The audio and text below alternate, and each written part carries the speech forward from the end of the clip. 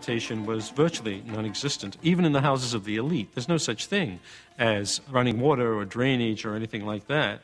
And we know that the rubbish dumps that built up over time from the continual cleaning of the house and the discarding of waste and so forth, they were quite careful about keeping their houses clean, but the rubbish dump was right around the corner. You dumped around the back of your house.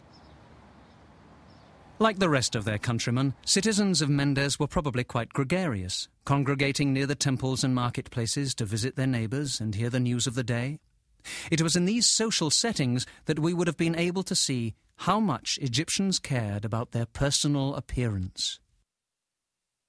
The Egyptians, like people today, were also very keen on how they looked. And, I mean, image, I won't say was everything, but it certainly played a large part. So the Egyptians spent quite a lot of time, it appears, on adorning themselves. The fabric of choice for virtually all Egyptian clothing was linen, made from the fibre of flax plants. Although Egypt is today famous for cotton, it wasn't grown in ancient times.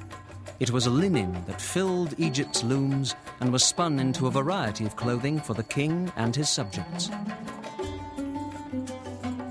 For the peasant, dress was little more than a loincloth. But for wealthy Egyptians, linen was amazingly versatile and could be fashioned into everything from beautifully pleated skirts to delicately thin shawls. If we look at the art of the ancient Egyptians, we would think that the Egyptians usually walked around in rather skimpy clothing, enjoying a very balmy climate. And I'm sure in the summer and the spring in Egypt, they did dress very lightly. But in Egypt, the winters are actually very cold.